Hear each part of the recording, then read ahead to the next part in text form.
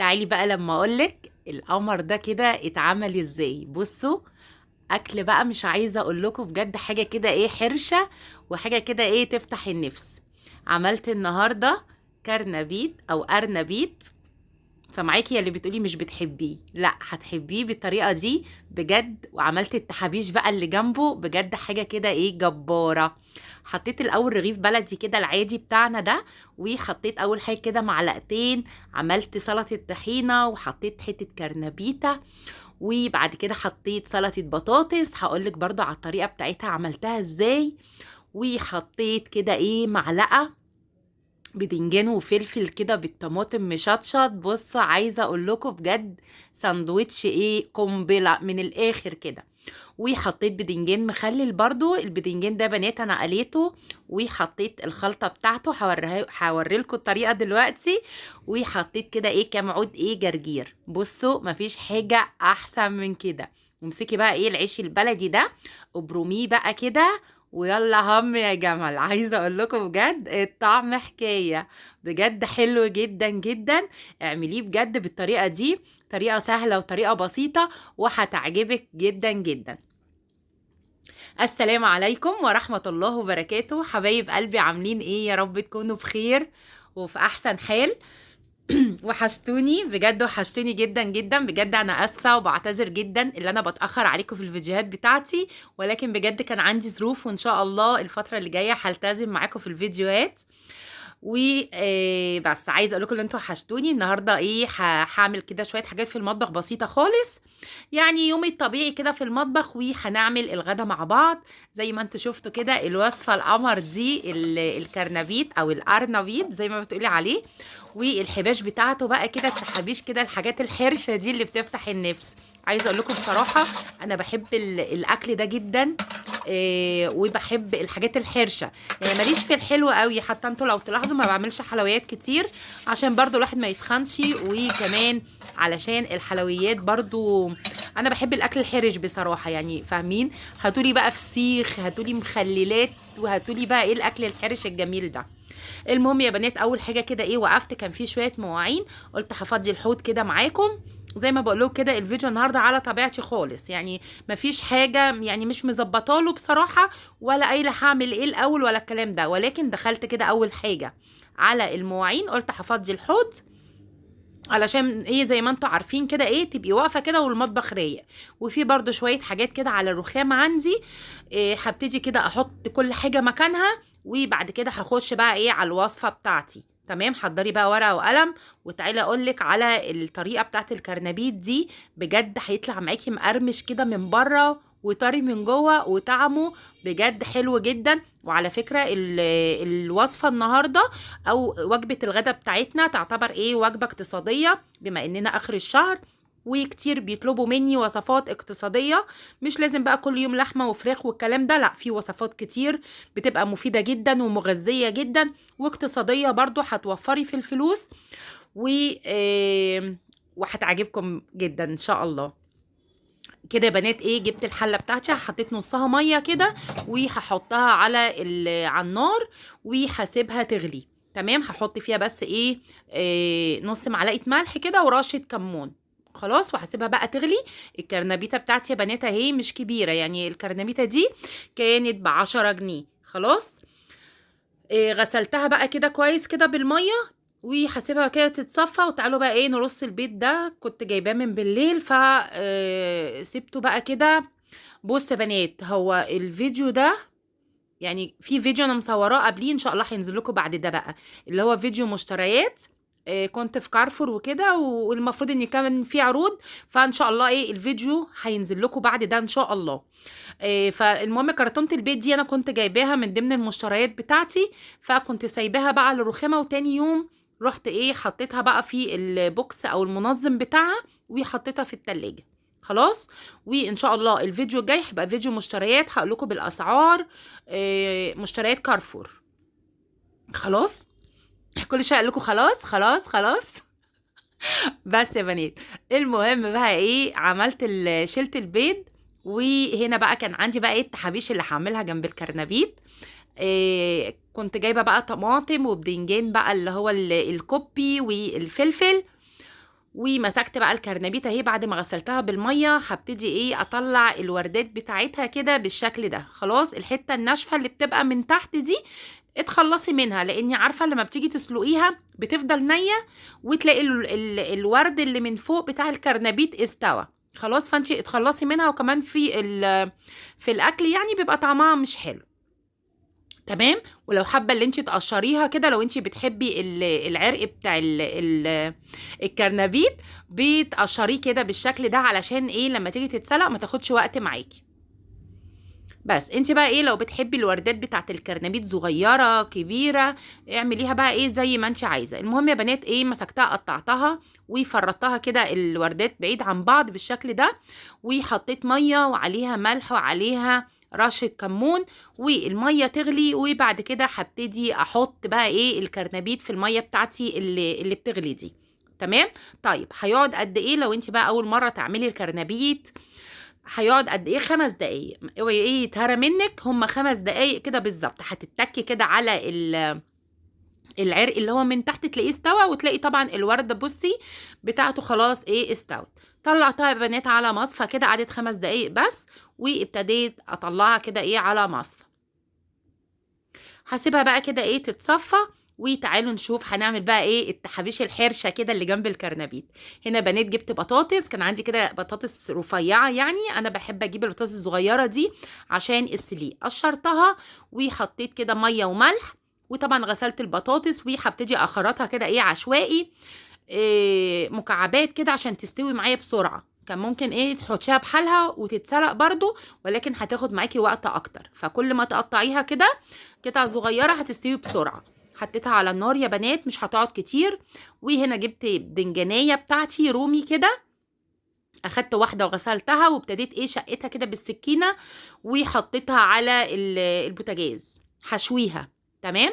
هنا بنات جبت بقى ميه وحطيت فيها معلقه ملح ودوبتها كده، وهمسك البدنجان ده كده اقشره واحطه في الميه والملح. تمام. البدنجان ده يا بنات انا هقليه، وهعمله بالطماطم، يعني بالفلفل كده والطماطم.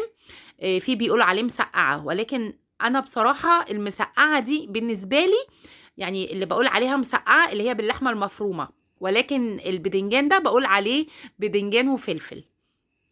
تمام. بدنجان مقلي اللي هو ايه بدنجان وفلفل بالطماطم. بس بنات خرطته كده بالشكل ده، حطيته في ميه وملح. تقدري برضو لو انت مش عايزاه يشرب منك زيت، تقدري تحطيه في مصفى وترشي عليه شويه ملح، وتتبليه بالدقيق وتقليه. تمام. ولكن انا ايه عملته بالطريقه دي، حطيته كده ايه في ميه وملح.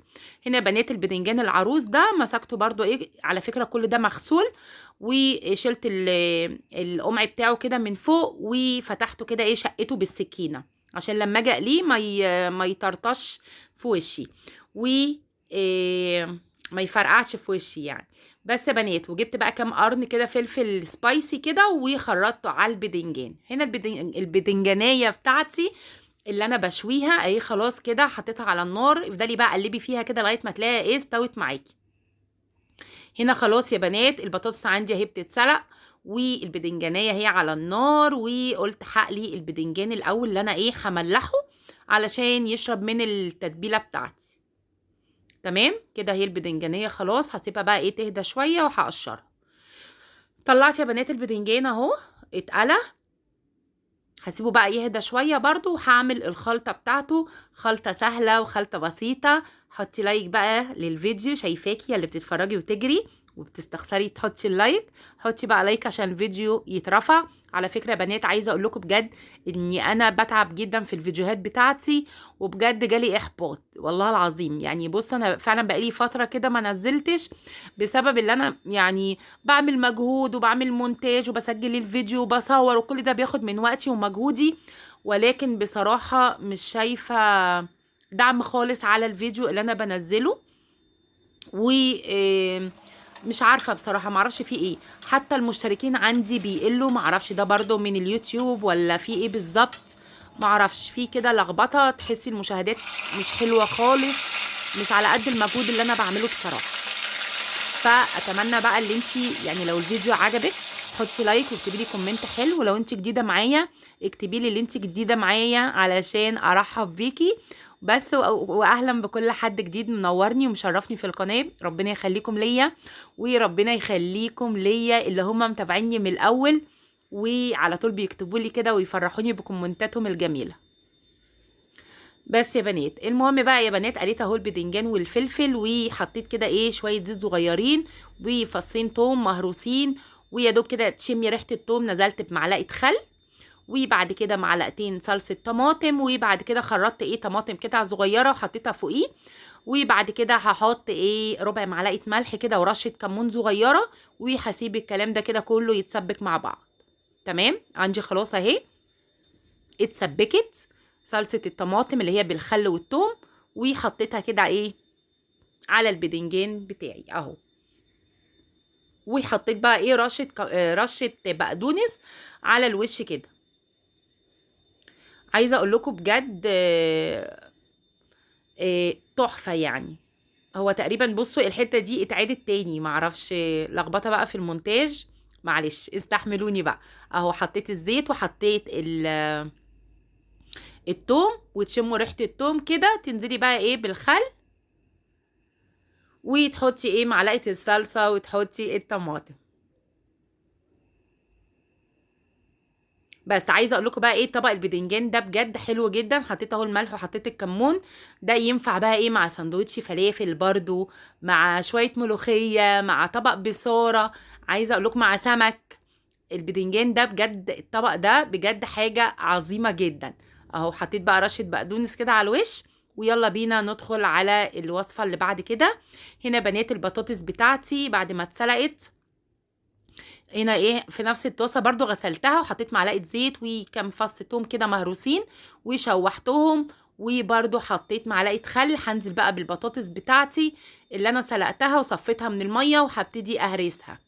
تمام، تقدري تعملي التوم ده برضو ني من غير ما تحطيه على النار، يعني تقدري تدقي كده في الهون توم بملح بشويه كمون بشويه خل وتحطيه عليه، ولكن انا ايش اعطيته تشويحه كده على النار، ونزلت بالبطاطس بتاعتي اللي انا سلقتها وهرستها بالهراسه، وحطيت بقى ايه شويه ملح وشويه كمون.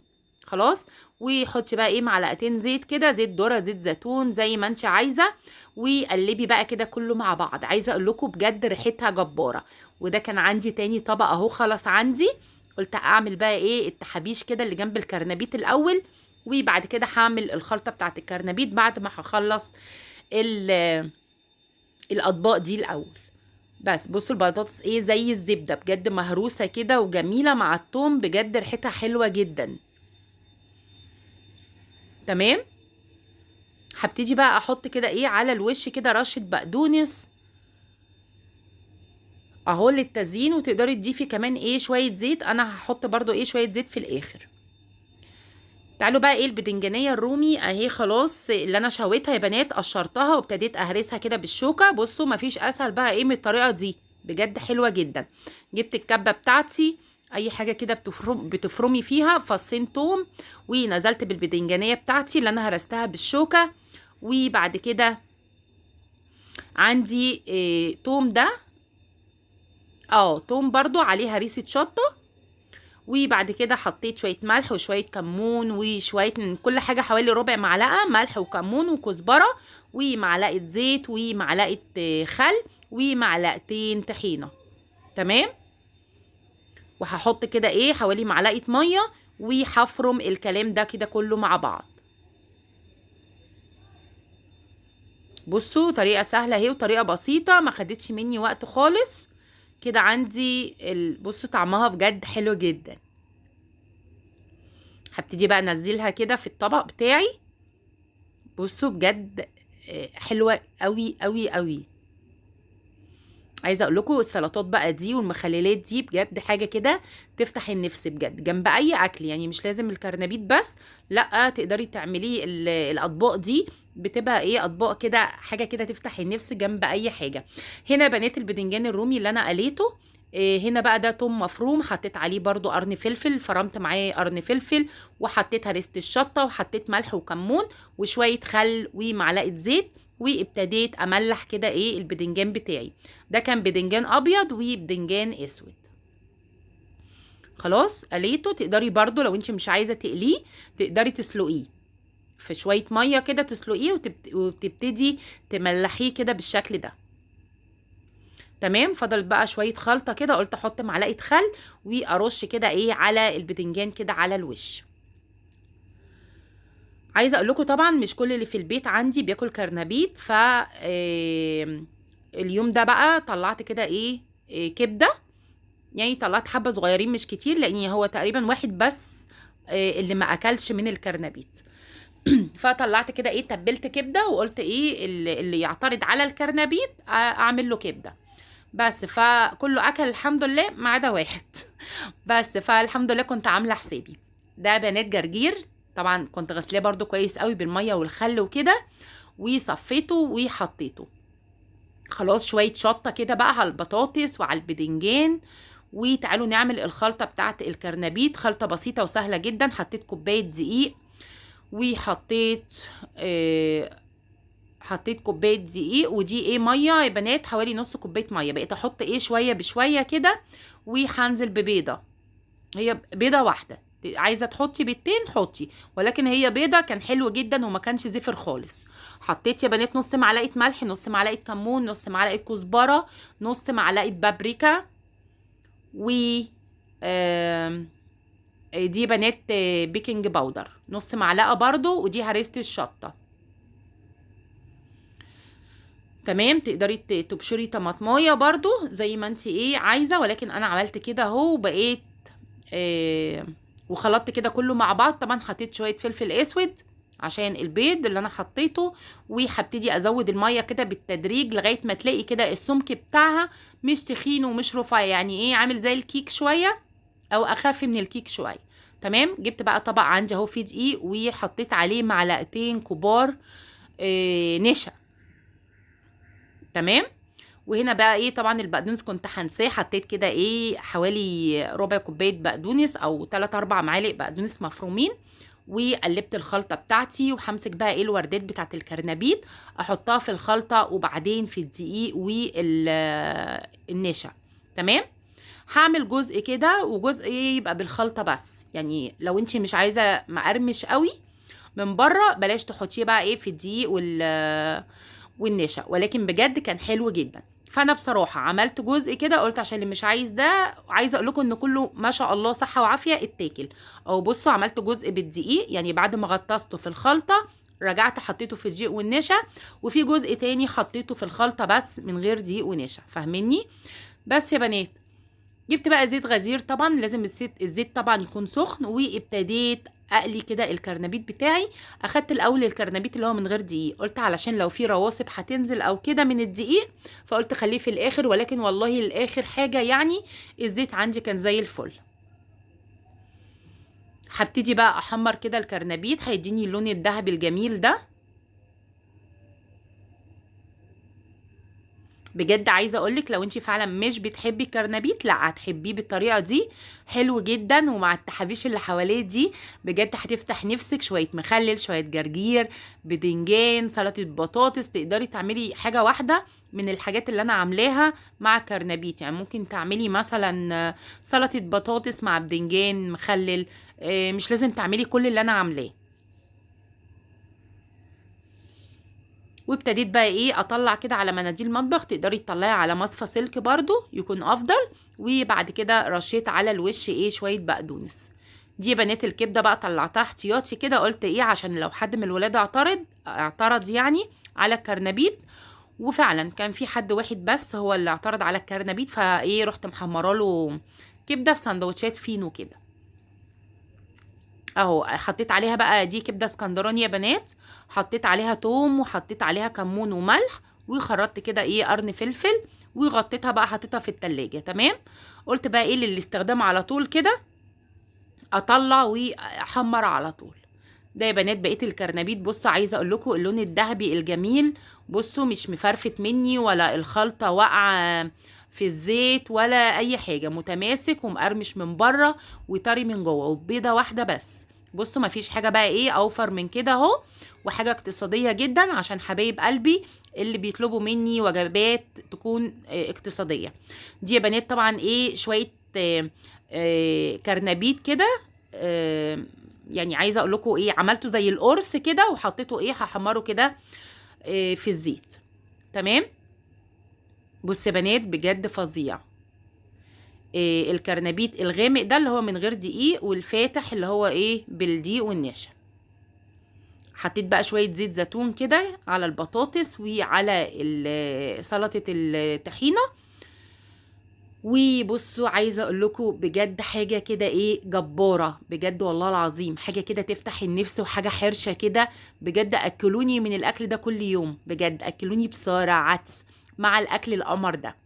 بجد اكله سهله واكله بسيطه، اتمنى ان انت تجربيها وان شاء الله هتعجبك. واي حد جرب اي وصفه من وصفاتي ينزل يكتب لي في الكومنتات تحت. ده يا بنات الفيديو بتاع النهارده، اتمنى ان هو يكون عجبكم. لو عجبك الفيديو لايك واشتراك في القناه، لو انت لسه مش مشتركه فعلي الجرس للكل علشان يوصلك كل جديد. والسلام عليكم ورحمه الله وبركاته.